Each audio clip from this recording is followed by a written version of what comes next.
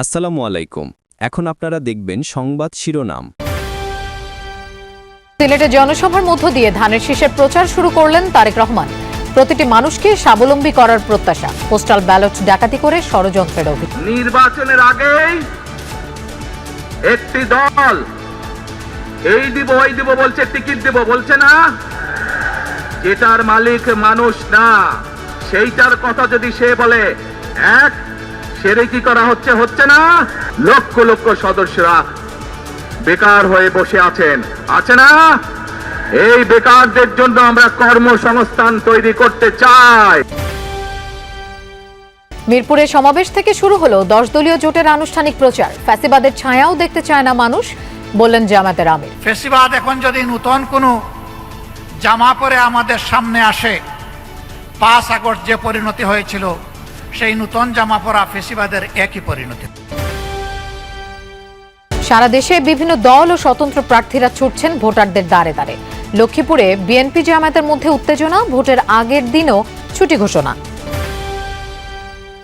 যোগসাজশে ঋণ খেলাপিদের নির্বাচন করার সুযোগ দিয়েছে ইসি, অভিমত টিআইবির। হলফনামার তথ্যে প্রায় অর্ধেক প্রার্থী কোটিপতি। খেলোয়াড়দের সঙ্গে বৈঠক শেষেও ভারতে গিয়ে বিশ্বকাপ না খেলার সিদ্ধান্ত বাংলাদেশের। আইসিসির কাছে সুবিচার প্রত্যাশা। এটা আমাদের সরকারের সিদ্ধান্ত। কোনো একটা দেশের মানুষ অন্য একটা দেশে গেলে সিকিউরিটি রিস্ক আছে কিনা সেটা সরকার বিবেচনা করে দেখে, এটা অন্য কারো বিবেচনার স্কোপ নাই। আসসালামু আলাইকুম। এখন দেখবেন সংবাদ বিস্তারিত। শুরুর দিনেই জমে উঠেছে ভোটের প্রচারণা। পূর্ণভূমি সিলেট থেকে ধানের শীষে ভোট চাওয়ার মিশন শুরু করেছেন বিএনপি চেয়ারম্যান তারেক রহমান। আর ঢাকায় এনসিপি সহ শরিক নেতাদের নিয়ে নির্বাচনী সমাবেশ করেছেন জামায়াতের আমির ডাক্তার শফিকুর রহমান। বসে নেই অন্যান্য দল ও স্বতন্ত্র প্রার্থীরাও। রাজধানী থেকে শুরু করে জেলা, মফস্বল শহর সবখানেই এখন ভোটের উত্তাপ। সিলেটের আলিয়া মাদ্রাসা মাঠে বিশাল নির্বাচনী সমাবেশ করেছেন বিএনপি চেয়ারম্যান তারেক রহমান। ধানের শীষের প্রার্থীদের জয়ী করার আহ্বান জানিয়েছেন তিনি।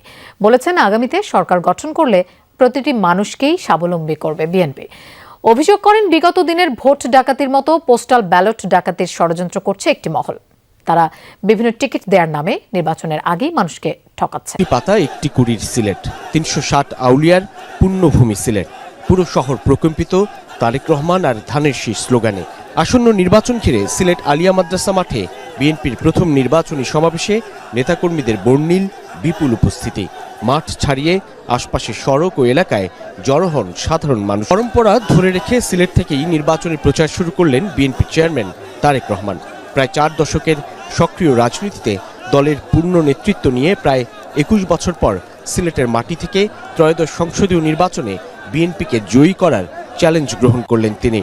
তাকে এক নজর দেখতে, মুখোমুখি বক্তব্য শুনতে ভোর থেকেই সিলেটের 6টি ও সুনামগঞ্জের 5টি সংসদীয় আসন থেকে নেতাকর্মীরা জড়ো হন ঐতিহাসিক এই মাঠে।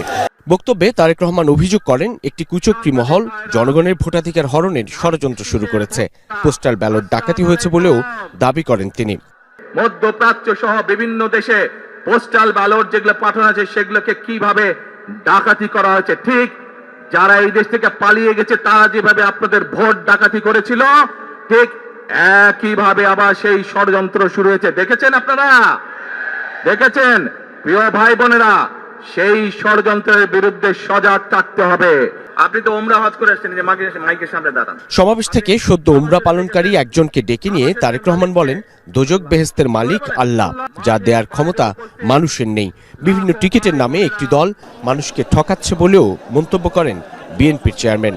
নির্বাচনের আগেই একটি দল এই দিব ওই দিব বলছে, টিকিট দিব বলছে না, যেটার মালিক মানুষ না সেইটার কথা যদি সে বলে এক সেরে কি করা হচ্ছে না।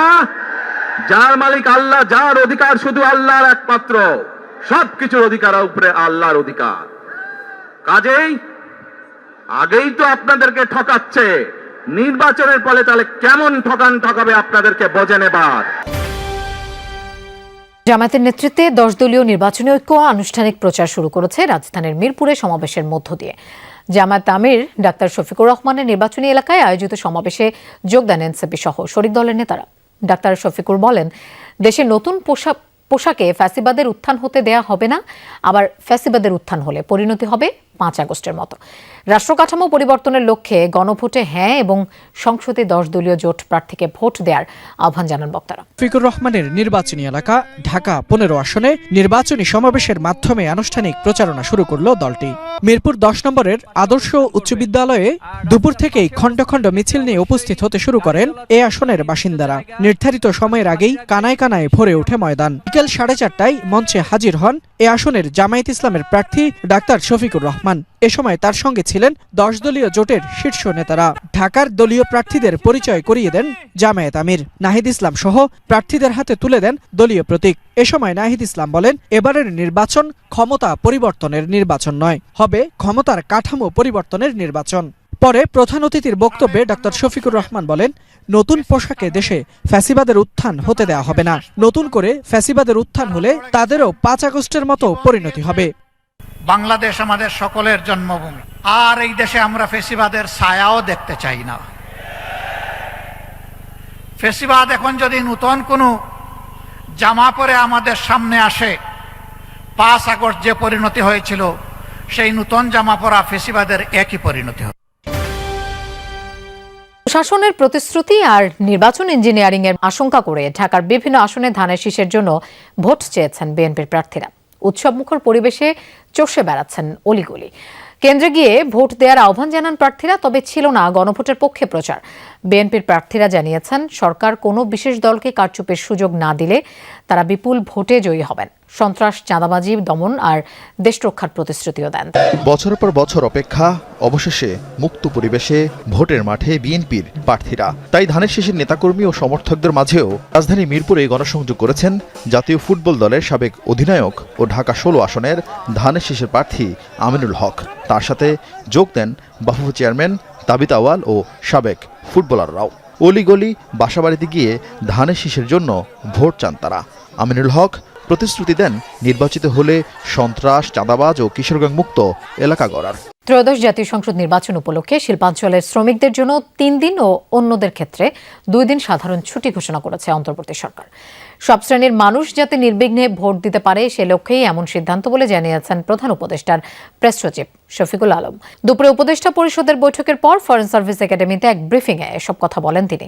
এছাড়াও অনুমোদন পেয়েছে বহু কাঙ্ক্ষিত ঢাকা সেন্ট্রাল ইউনিভার্সিটি ও জুয়া প্রতিরোধ অধ্যাদেশ।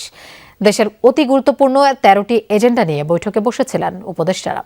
উপদেষ্টা পরিষদের সেই বৈঠকে 11টি বিষয়কে নীতিগত চূড়ান্ত অনুমোদন দেয়া হয়। যারা অনেকে ঢাকায় বা বিভিন্ন ইন্ডাস্ট্রিয়াল টাউনে আছেন বা বিভিন্ন বড় শহরে আছেন, তারা তাদের গ্রামের বাড়িতে যেখানে ভোটার সেখানে ভোট দিতে পারবেন। যোগসাজশের মাধ্যমে ঋণ খেলাপিদের নাম কর্তনের সুযোগ করে দিয়েছে নির্বাচন কমিশন। এমন মন্তব্য করেছেন টিআরবির নির্বাহী পরিচালক ডক্টর ইফতেখারুজ্জামান। রাজধানীর ধানমন্ডিতে হলফনামায় প্রার্থী পরিচিতি নিয়ে সংবাদ সম্মেলনে এই অভিযোগ করেন তিনি। বলেন, ব্যবসাভিত্তিক রাজনীতির কাছে ইসি জিম্মি। অনেক প্রার্থী ঋণ খেলাপি হওয়া সত্ত্বেও